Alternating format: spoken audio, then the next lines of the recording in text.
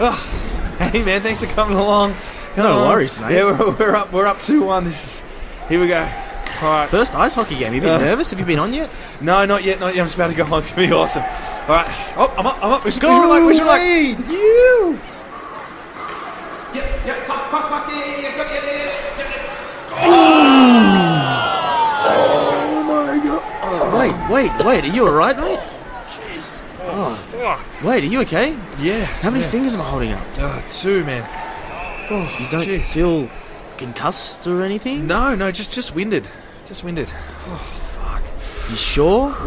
We're doing an episode on concussion. Maybe you should be a little bit concussed here. But I'm not.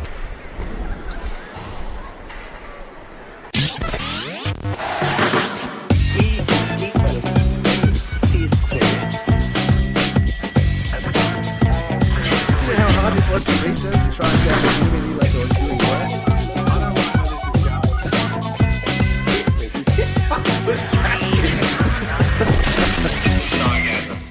Hey, you Byrne. What's going on, mate? Not much, man. How are we? Getting by. Getting by? Oh, that's good to hear. So, I thought this week we'd do an episode on concussions in sport. Excellent. Yeah, I just kind of thought to myself, well, I'd seen the movie Concussion, now I'm an expert at it, so pretty much as good as a That's what your research is based on, is Will Smith movies. Yeah, and especially when the White House blew up on it, I was just like, wow. That's Independence Day, isn't it? Sorry, yeah. He did punch that alien in the head. Yeah, he did, yeah. Well, I just thought it was great how he's, a really good father, started off from the slums and really worked his way up. It's a shame he had to kill his dog after he got that disease, though. Yeah. Oh, well, Will Smith's really been in a lot of movies. He now, has.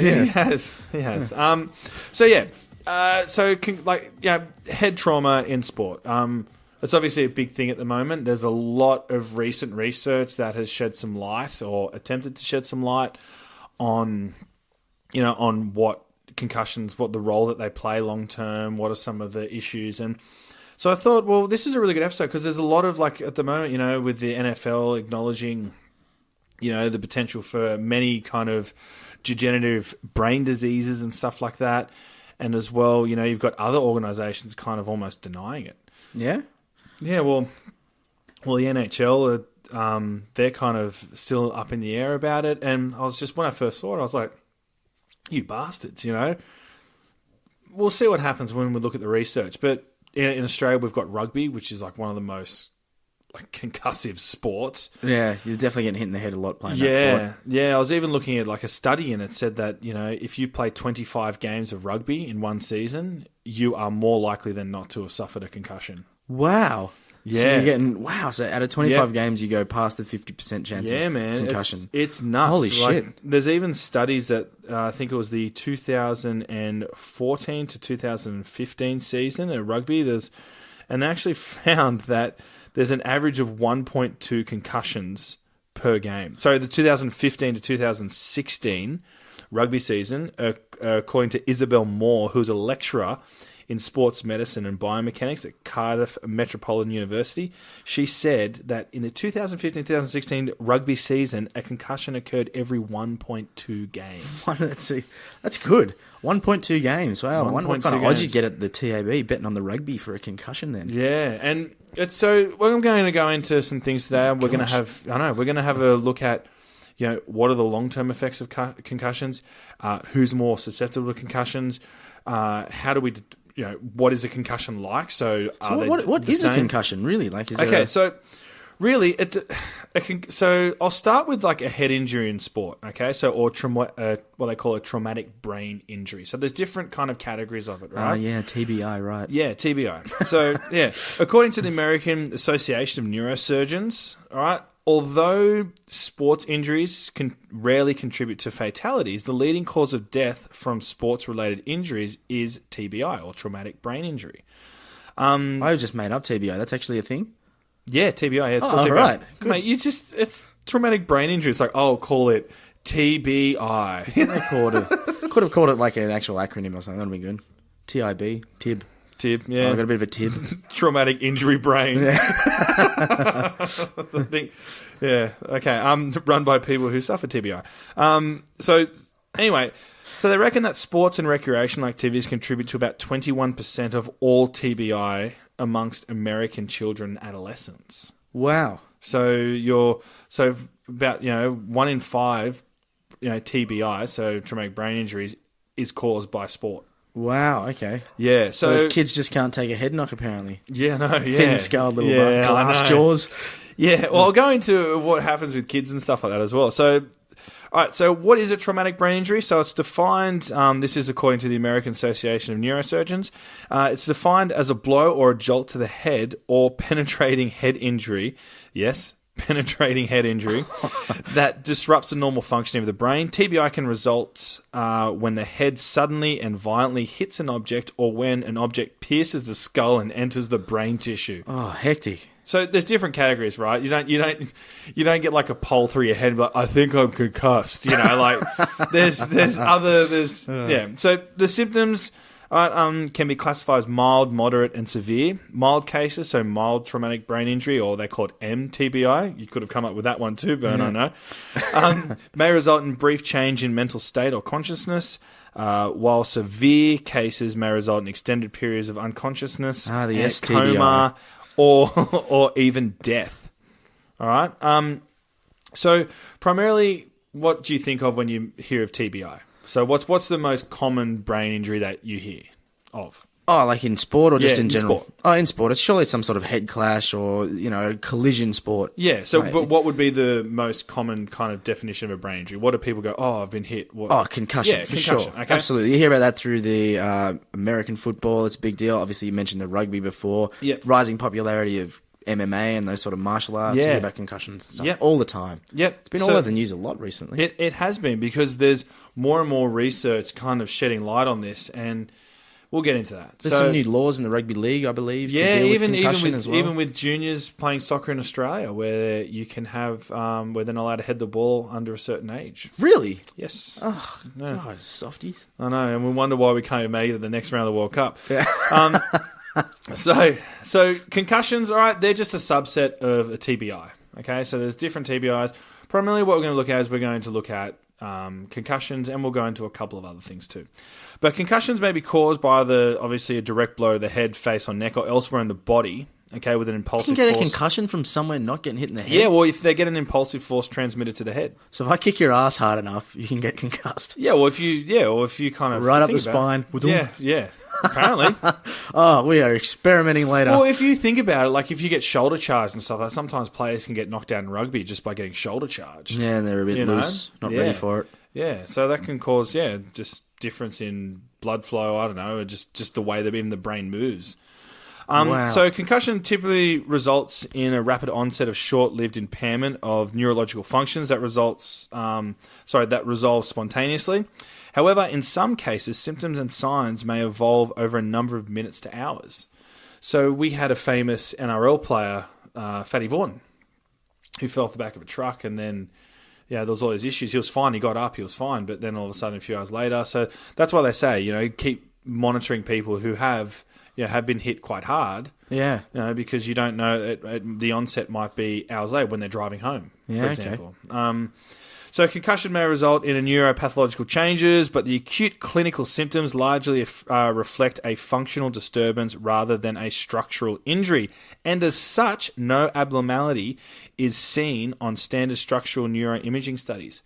So what that means is, we can't look at someone's brain, vast majority of the time we can't look at someone's brain and go, you're concussed. It's more about, like, what's happening? Are they seeing anything? Are they feeling anything? Are they able to do X, Y, and Z? Yeah. Motor skills and things like that. But then it kind of gets even a little bit kind of, it's, it doesn't mean that, like, even like some of the clinical symptoms may not even involve loss of consciousness. So you can't go, they're concussed. They're knocked out, but it might even be something like, blurry vision or headaches or something like that, because the symptoms may be prolonged as well. Everyone's brain is different. Yeah, okay. So the way that you experience a concussion might be different to the way that I experience a concussion. Huh. So you may be able to cope with it, and you might even be able to drive home after a game of football. However, I might not be able to. The double vision, loose eyeballs. Exactly. Slurred speech. Yep. all that type That might of be the stuff. beers after the football, though, instead. That could be true. That could be true. So really, what happens is, in regards to like what are some of the effects of kind of concussions and things like that, is so our brains are made of like 90 million neurons. All right. So here's what's happening. So when the neurons are damaged, so as you know, you've got these little kind of spiderwebby things and the long kind of thing. What's that called? Do you remember what that's Axon? called? The axon, very good. And what's the spidery kind of the dendrites, webby thing? do you The mean? dendrites, yes. Okay. Or the cell body. Yeah. So what can happen then is that when the axons, which are the long parts, like stretched, twisted, or whatever, which can happen, that you've got over 90 million of them, you can actually degenerates the actual the neuron itself. So it actually breaks apart the neuron. It dies. Okay. But here's the thing: most concussions are easily overcome. Now, one of the common misconceptions is that you shouldn't sleep after you're concussed. Yeah, I thought that wasn't a big no-no if you're concussed, that you're supposed to stay awake. Turns out there is no record of you shouldn't sleep after you're concussed. The problem lies is that you can totally sleep after a concussion. That's not an issue whatsoever. The problem is if it's not a concussion. So you may have symptoms of something like a concussion, but you might have, say, bleeding in the brain or something like that. You may have a more serious issue. So I think as a blanket approach, you'll probably find that it's probably misinterpreted. This could be a concussion. You better not sleep because if it's not and you actually have bleeding, exactly. you could die. Exactly. That's exactly wow, right. Okay. Wow. Yeah. That's interesting, isn't it? No, Don't sleep if you've got a concussion because it might not be a concussion. But so obviously, I'm not saying that if someone gets diagnosed with a concussion, the guys from Sci-gasm said, go have a nap. Go see a doctor. Then we're going to get into what are some of the issues with going to see a doctor too. So anyway, are you saying don't see a doctor? Yeah. So the thing is with this type of thing, if you do have kind of problems with concussion and stuff like that, and you get back to the sport too early, or if you can continue. And you keep going, and you don't go off the field and you don't get checked and you don't have a rest and you don't let your brain heal, because you can heal and you will heal from concussions. Okay. The problem is when you get post-concussion syndrome. Or PCS. Very good, PCS. Someone's so knowledgeable about this game. And so with this is when you either like return to a sport too quickly, or you get concussed, say, I don't know, whether it be heading a soccer ball, and then you keep heading a soccer ball. This can lead to things like learning difficulties. So this is long-term, right?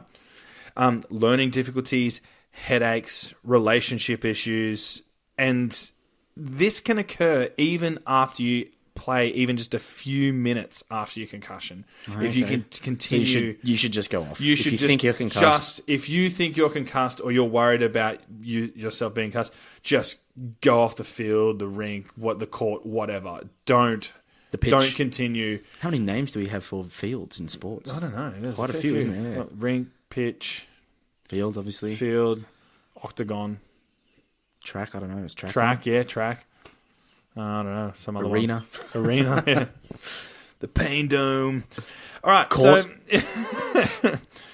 So that's one of the problems. And the thing is with PCS as well, it can just get like way worse for people as well. You can get all these things, like learning difficulties, all that type of stuff that I went over before. So you get hit head enough, then you're going to have problems using your brain. Yeah. And the thing is as well, when certain parts of the brain die through, kind of that trauma, it can actually lead to dendrites, so that part breaking apart and then releasing these little tau kind of things called taus, and then they go and they kill other neurons as well. Oh, God. So, yeah, it's pretty bad. Yeah. And the thing is as well, with this kind of, with these type of issues, is that you don't have to be concussed. If you're continually hitting your head, or hitting a soccer ball or something like that, you are likely to get these things. Well, not likely, but there is a chance you could get these things later in life. You are more likely to get these things later in life. So I had a look at some of the sports, and I thought, okay, there's some clear candidates for number We one. play a lot of football. You spend a lot of the time heading in your position. I do. A little bit worried, mate. Yeah, a little bit. I was reading this. I'm like, fuck. Solid 6'3" centre back. It's your job to hit the ball with your Yeah, head. that's pretty much it. I Yeah. don't think I've seen you kick a ball. No, I can't. That's the problem. I can just head a ball and not do anything else. So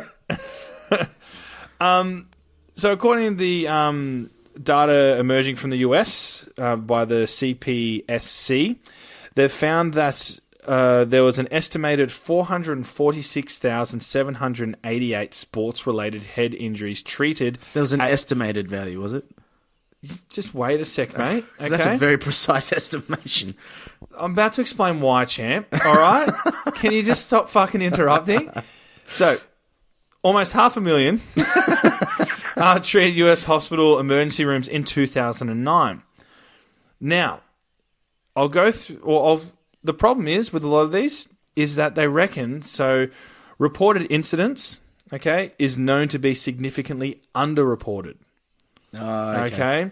So they reckon up to 50%. A study in 2004 found that up to 50% of head injuries don't get reported. So it's just they go home after the game instead of going to hospital. Yeah, exactly. It's like just go sleep it off. Or stay awake. Don't go to sleep. Don't sleep it off, yeah. Just go drink some beers, I'll be right. Yeah. And as well, these numbers, so remember, 500,000 people, right? These numbers don't reflect those treated by family doctors and other paramedical professionals. Okay. So there's way more concussions in this. These are just like the ones where like, yeah, you need to go to hospital. These are the bad ones. These are the bad ones. So 500,000. Now, so I've got a list of sports here.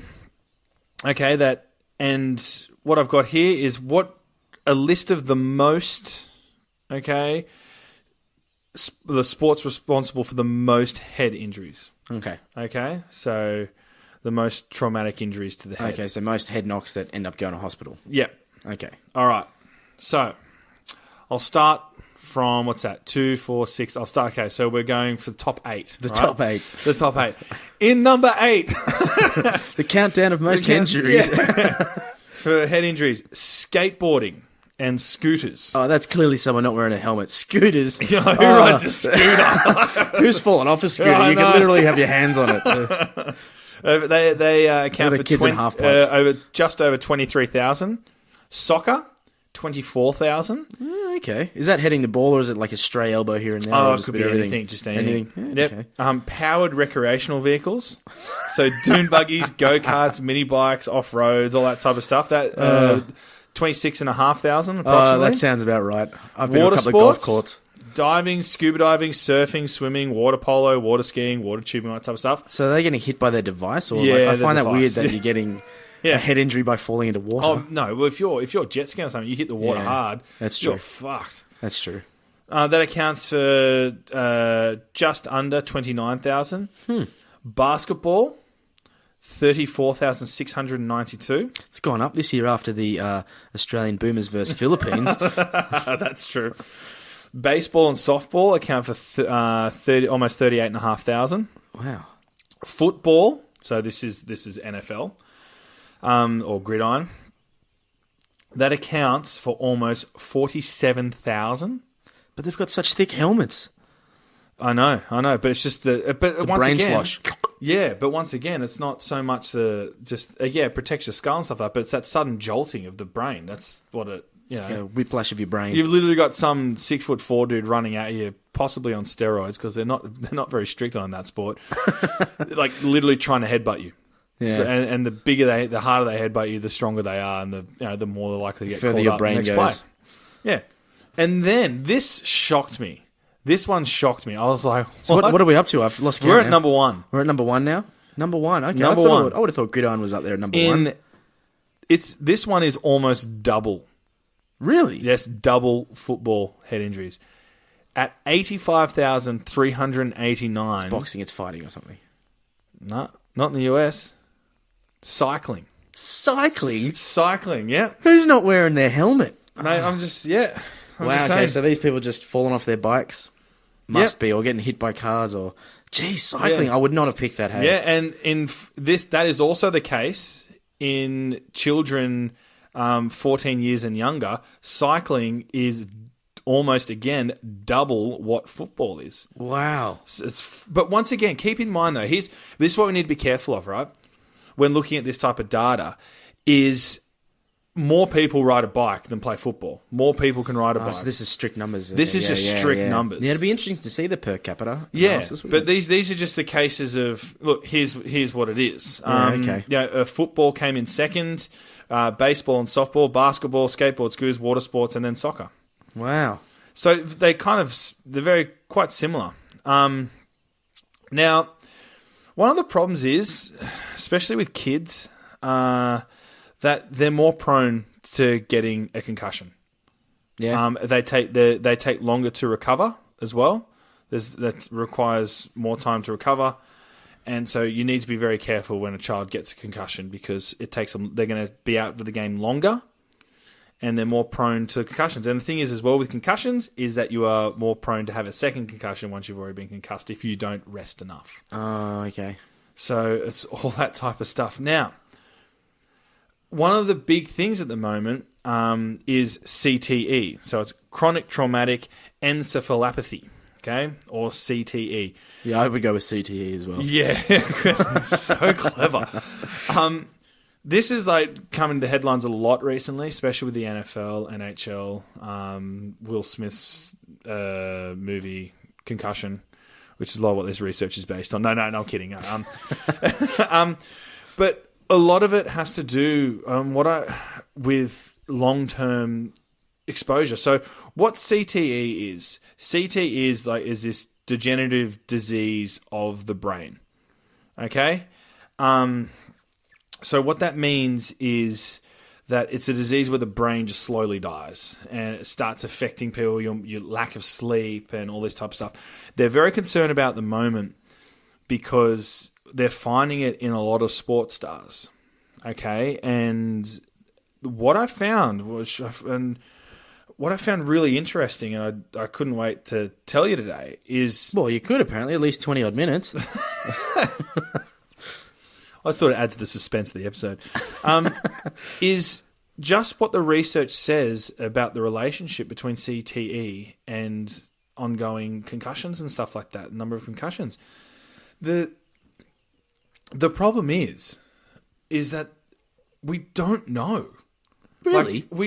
There is no clear evidence, and I'll explain to you why. I was certainly under the impression that we had some pretty clear data with all the new rules and all the how topical concussions and things are. Well, just because I'm saying we don't know doesn't mean it doesn't. Okay, so I'll go into it. So the Australian Government Sports Commission, they released a document titled The Australian Institute of Sport and the Australian Medical Association Concussion in Sport Position Statement. Okay, so it's what they view as, kind of concussions and how they view head injuries. Yeah.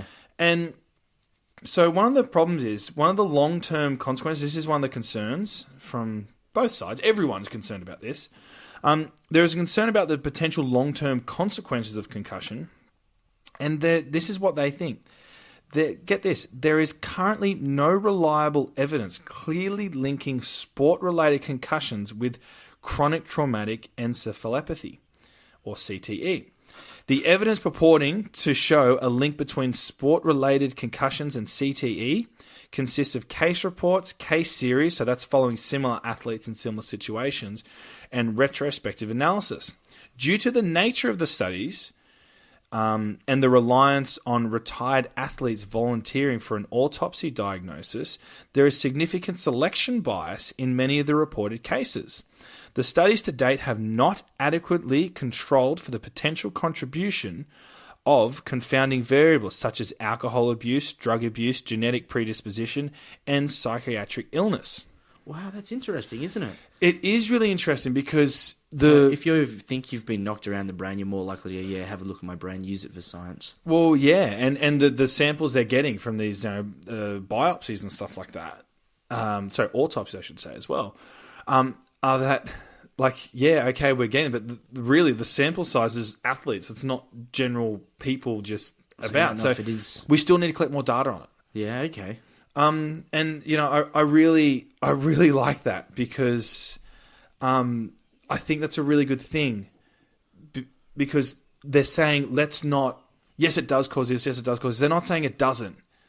But what they're saying is we don't know. And the reason why I think a lot of these kind of sporting organisations and teams and stuff like that, these, well, they're not teams anymore, they're companies, So yeah, are so kind of adamant on acknowledging that is because they obviously don't want to get sued. And they're saying, look, we don't know, but it might be. So, but if it might be, it's on not... the side of precaution. Exactly.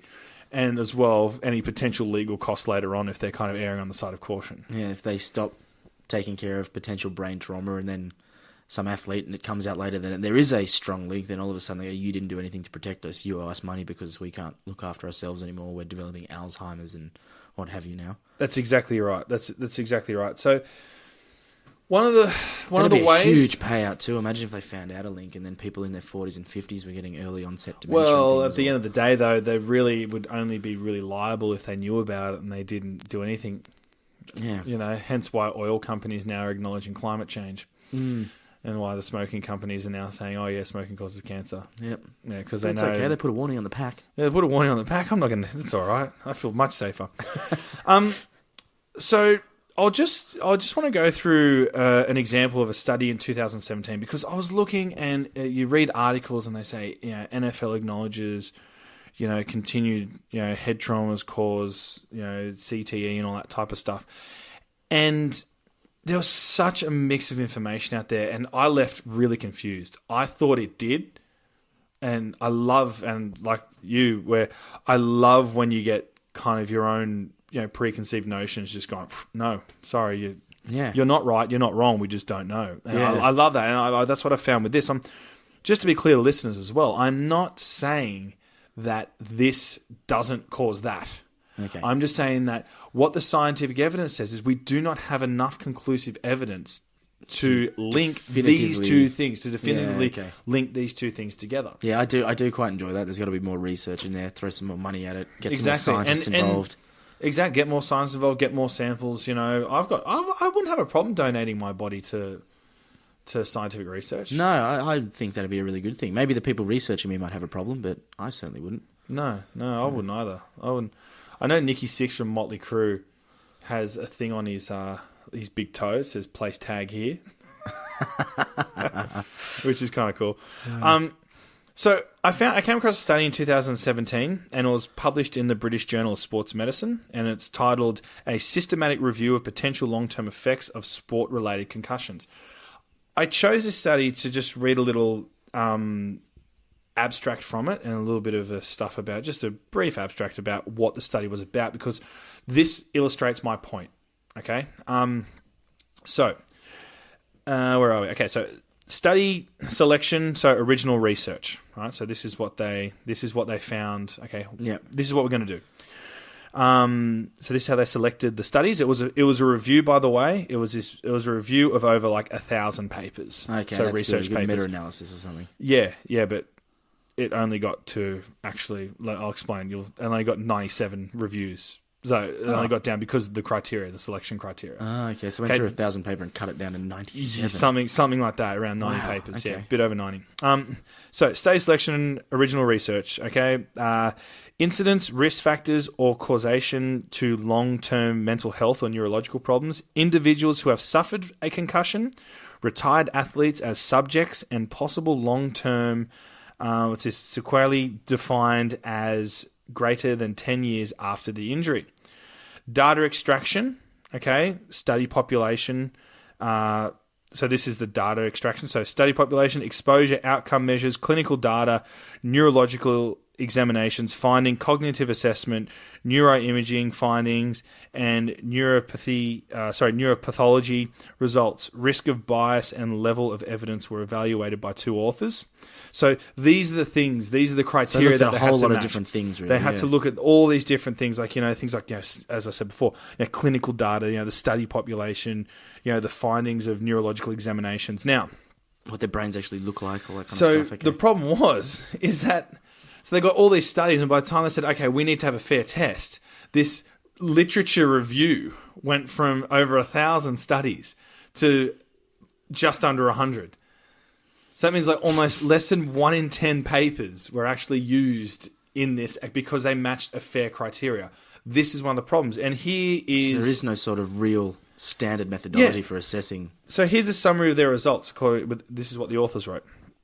Multiple concussions appear to be a risk factor for cognitive impairment and mental health problems in some individuals.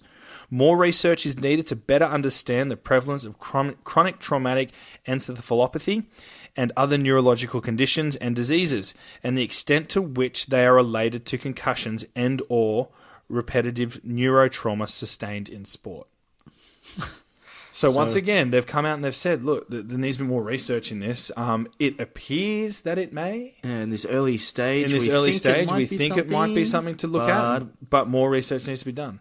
Yeah, I like that it was there's some individuals as well. So there's obviously there's obviously research in that it's just there isn't a connection they've found. Which makes you kind of think maybe it's something where you have these individuals who are more kind of multifactorial predisposed to this type of thing, and if you play sport, well then you're going to probably get this. It's like having those people that don't get cancer after smoking their whole life. Exactly. Some people smoke for 3 years and they might get lung cancer or something like that. It's maybe that's but the problem is it's just all these multiple factors, and it's really hard gaining data because in reality, with CTE it's a bit easier because you can actually see the physical brain kind of deteriorating, but with concussions and stuff, very hard to gain original data. Like I'm sure I've been concussed and have not known it. Yeah, I feel like I have been too. I've had a couple of times where I've seen 2 things and just sort of shaken it off, been alright after a couple of minutes and kept running around. And then you take on top of that where even just